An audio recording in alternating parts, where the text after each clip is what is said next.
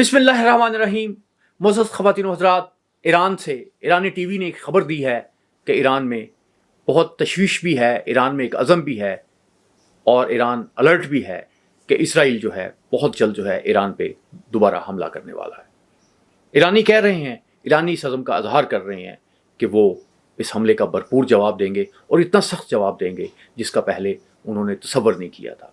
वो बता रहे हैं कि बहुत सी जगहों पे हमने ड्रोन्स इकट्ठे कर लिए हैं, बहुत सी जगहों पे हमने मिसाइल इकट्ठे कर लिए हैं और ये जो जवाब होगा ये पहले से सख्त जवाब होगा। उसमें जैसे पहले जो था उसमें क़ुद्स फोर्स को इस्तेमाल नहीं हुई थी, नेवी इस्तेमाल नहीं हुई थी, आर्मी इस्तेमाल नहीं हुई थी। अगर इसराइल हमला करता है तो ये सारी फोर्सेस इस्तेमाल होंगी और हो सकता है आपना हुर्मुज़ जो है वो बंद हो, तो गोया एक नया जो बहरान है उसके ऊपर दुनिया खड़ी है।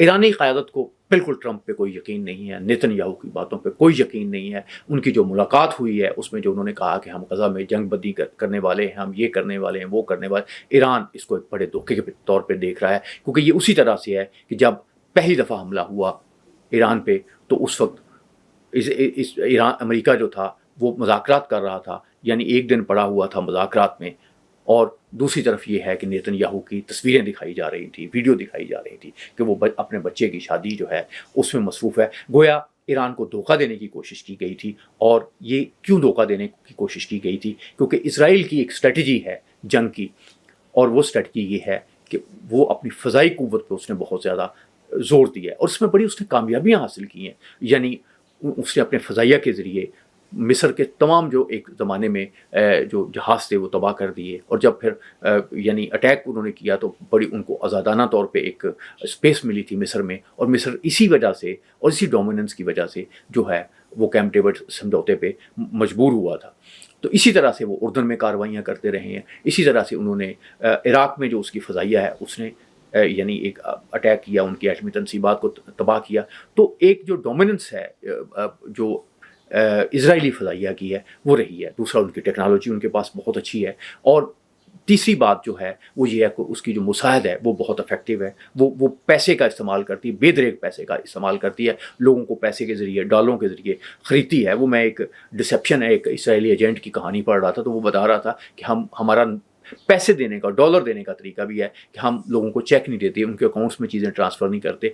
बाज़ औक़ात कर भी देते हैं, लेकिन ज़्यादातर लोग जो हैं जब डॉलरों के भरे हुए ब्रीफ़केस उनके सामने खोले जाते हैं तो वो मुतासर होते हैं, वो बहुत अपना ईमान बेच देते हैं। हम यही देखते हैं कि जब ये अमरीकी जो हैं वो अफ़गानिस्तान आए तो वहाँ पे असला भी आया, फ़ौजी भी आए, लेकिन डॉलरों के भरे हुए बॉक्सेस भी आए, और वो बॉक्सेस जो हैं वो वफ़ादारियाँ ख़रीदने के लिए तकसीम किए गए। तो ये CIA की, मोसाद की एक कॉमन प्रैक्टिस है कि वो गद्दार बनाती है, गद्दार पैदा करती है। तो ये भी एक मामला है। इस पे भी ईरानी अब बहुत तपे हुए हैं, ईरानी बहुत सख्त इक़दामात कर रहे हैं। उन्होंने 700 से ज़्यादा लोगों को गिरफ़्तार कर लिया है, और उनको जितनी तेज़ी से फांसियाँ दी हैं उससे भी ये मैसेज गया है कि अब वो किसी को स्पेयर नहीं करेंगे। मिस्र इलाज नहीं तलाश कर सका था इसराइल के फ़ज़ाइया का, ईरानियों ने कर लिया। ईरानियों ने मिसाइल बनाए जिन्होंने तल अबीब में, ईरान के तल अबीब में और इसराइल के दूसरे शहरों में तबाही मचाई।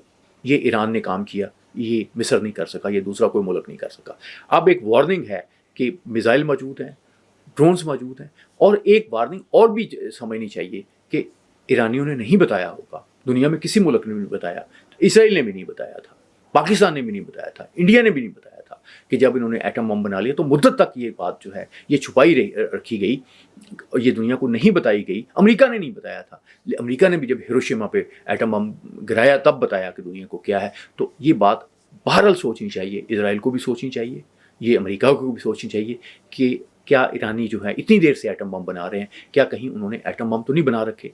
तो ये एटमी जंग का ख़तरा जो है ये भी एक इसको भी पेश नज़र रखना चाहिए। इसको भी इस पर भी अमरीकियों को, इसराइलियों को सोचना चाहिए।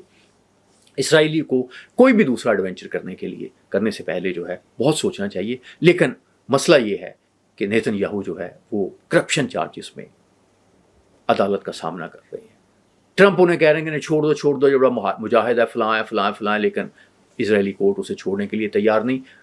नेतन्याहू की ये जो बेबसी है या जो खून खौल रहा है उनका, जिस तरीके से उनके ख़िलाफ़ राय अमा उभर रही है इसराइल में, कोई भी काम कर सकते हैं اور ایران پہ بالکل حملہ کر سکتے ہیں.